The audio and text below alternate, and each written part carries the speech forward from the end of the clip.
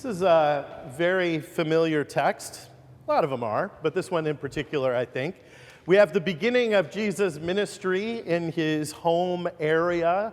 And I think it's good if we take just a couple of steps back. The Gospel of Mark is the oldest of the four Gospels, even though somehow he must have been late to a meeting. He got the second slot. So it's Matthew, Mark, Luke, John, but Mark is actually the oldest, and Matthew and Luke actually quote extensively from Mark. So here we are with the oldest gospel, and we're in the first chapter. Now, I should give you a little footnote here to say that these are not the oldest books of the New Testament, so Paul has the honor of those. But at any rate, we have the very beginning of the Gospel of Mark. We've heard about Jesus' baptism by John at the River Jordan. We hear about him gathering disciples to follow him. And now we hear about first steps in what I would say, importantly, public ministry. So Jesus' ministry is starting to become public. Now, we can look at specific words in a passage when we start to get oriented towards a sermon or towards a Sunday, but that's not usually where all of the richness lays. But this is a curious reading in that there are a lot of curious words, kind of vocabulary pieces that are a part of this text. Jesus would have been understood as a rabbi, a teacher. Teachers belong in synagogues. And so where does the text find us? In a synagogue is where we start. But you'll notice that he's in the synagogue for about 5 words. He's in the synagogue, and then Jesus left, it says. Jesus left. Now, think about that. We think about places where we imagine that God resides. In fact, we don't say it a whole lot anymore these days, but in older terms, we might talk about the house of the Lord, God's house, being a place of sanctuary. Certainly in Jesus' day, you had the temple, and that's where God lived, the Ark of the Covenant being the footstool of God in the holiest of holy places. Surely that's where God's activity happens. Now, certainly there was a bit of a broader understanding of that, but we have all throughout history had this focus on these places as being important places where God's work happens. And Jesus left that place. So that's kind of how we begin our reading today, going somewhere else. In our forum between services, I was sharing a bit of my experience in Pastor Torsten Jakob's churches, I should say, in Northwest Germany. So many of you perhaps recall Pastor Torsten being with us a couple years ago, and I had the opportunity to return the favor. Now, Germany, this might surprise you, is a different place than the United States in more ways than one. One particular way that was fascinating to experience is that there is no separation of church and state in the way in which we understand it in the United States. Now, I know the way we do everything is the best way that it can possibly be done in the whole world, but this is a little different. So I had experiences like going to the equivalent of JLS Middle School here and teaching a class all about faith and my work in California and what it was like being a pastor and so on and so forth. I have not yet gotten an invitation from JLS actually to do that here, but it was a different kind of thing. And as a result, a pastor in that kind of context is much more publicly visible than would be true here. In the United States, this has maybe not always been true, but there is this idea of separation of church and state, and we're so excited you're here. But if you could keep it onto the corner of your property and just keep it there, that's kind of how we like it. Don't stray from that spot. Stay put. Jesus is kind of bucking that a bit. Jesus left the synagogue. He goes to Simon Peter's house, discovers that Simon Peter's mother-in-law is sick. It's kind of interesting for those of you who have Catholic connections that the first pope is married. We get this right out of the gate here. But nonetheless, this powerful image of someone being sick. Now, when we look at the language that is used here, we get another curious vocabulary word. Jesus lifts her up, which is kind of a curious phrase. It's not immediately clear if he went into the bedroom and picked her up, which is kind of difficult to imagine that that is the reference. The Greek word is the same root as the word for resurrection, which is interesting.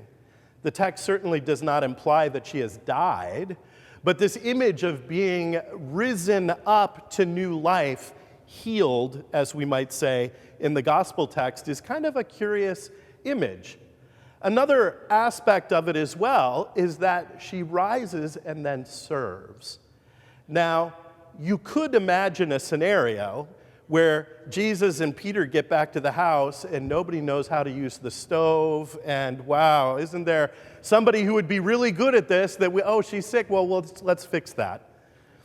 That's not the image that we have here. In fact, what's curious, another vocabulary word here, serve. This is very early in the Gospels. The word for serve is diakonia. And actually, in our modern English, the closest word to that would be deacon or diaconate, the idea of public service in the community. So we have this very large phrase of the idea of resurrection, of service.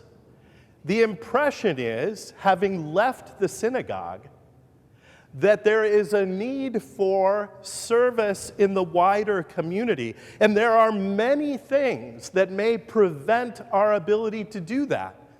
Some of them may be as mundane as being sick.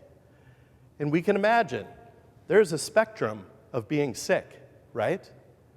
There's sick and I missed a day at work. And there's sick where we're desperately afraid, right? That's a big spectrum. What keeps us from serving in the way God has created us and called us to serve? Perhaps as Luther might articulate in our baptism, the priesthood of all believers, that we are called to be engaged in the world about us, outside the building. Now, when we think about it, we have church here for an hour, twice, I guess, on a Sunday. I wasn't a math major, but that leaves most of the week outside of that hour, right? Where the work with Christ is being done.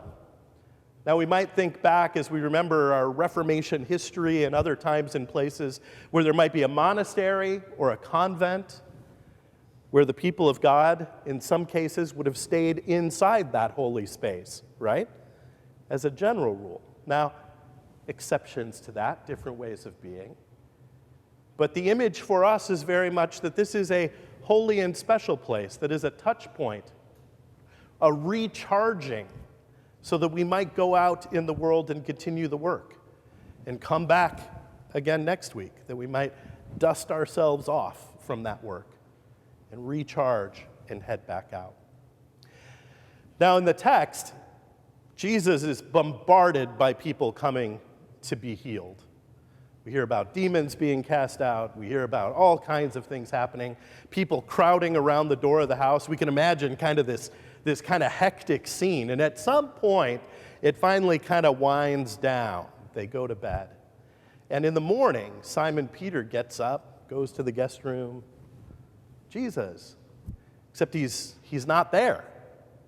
He's not there at all. Where did he go? So Peter begins to go and look for him. Except he's not looking for him. Did you notice the word in the text? He's hunting for him. Hunting is the word. Certainly in English, we can use the word hunting for that purpose, but it's interesting that it doesn't say simply he was looking for him. Simon Peter was hunting for him. Now, I've never been hunting, but I would imagine that if I was hunting for a deer, this would not be for the deer's benefit, right? Hunting the deer would be for my benefit, pretty much exclusively, right? That's kind of the way it works. What does that suggest to us in the way that Simon is looking? We just had all these people to the house. This is like a movement, a huge thing. We're going to be right in the middle of something huge, right? I want to be right where it is. We got to find this Jesus and get him back because this is happening. And they find Jesus, and I love how in the text there's almost the impression that Jesus is not listening to Peter at all.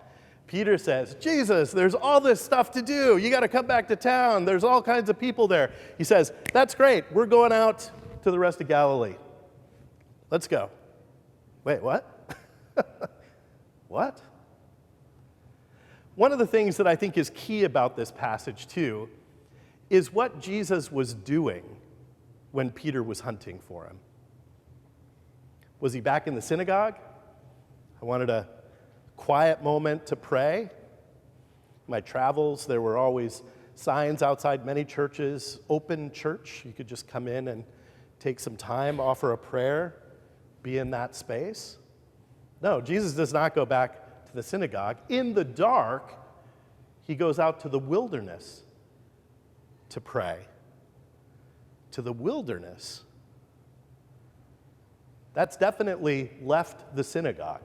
He is out and away. Now, I remember when I was in confirmation, which was not recently, I was in suburban Chicago, and we had a retreat at our local Lutheran camp. And one of the things that they had us do for evening devotions was they took us into the woods after dark, and we walked on a trail right adjacent to the creek, and they would drop one of us off about every 50 feet or so. And the intention was for us to take about 15 or 20 minutes there, and then they would come and collect us again on the way back. And I'll never forget that time. I was not particularly afraid of the dark. I wasn't too concerned about it, but I just remember how powerfully small I felt in that moment. There was a sense of just everything around me being far more substantive and big than I was. And that definitely impacted the way in which I prayed at that time. Now, we might, in our travels, go into huge cathedrals and spaces. I'm guessing, there are some big houses in Silicon Valley, but most don't have a ceiling like this.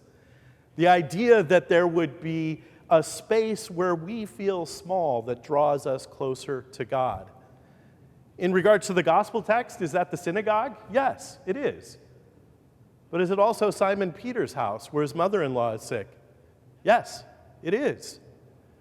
Is it in the dark, in the wilderness? Yes, it is. Jesus left the synagogue, and the work continued.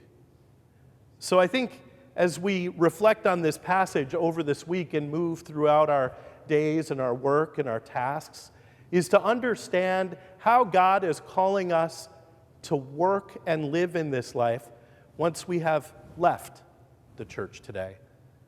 Understanding that that's not a once and forever. We'll come back in 7 days and gather again and tidy up our bruises from this life and dust ourselves off for the next week. But what is God calling us to in this place as we leave this place? It's what we say at the end of the service, right? Go in peace, serve the Lord. Thanks be to God. Amen.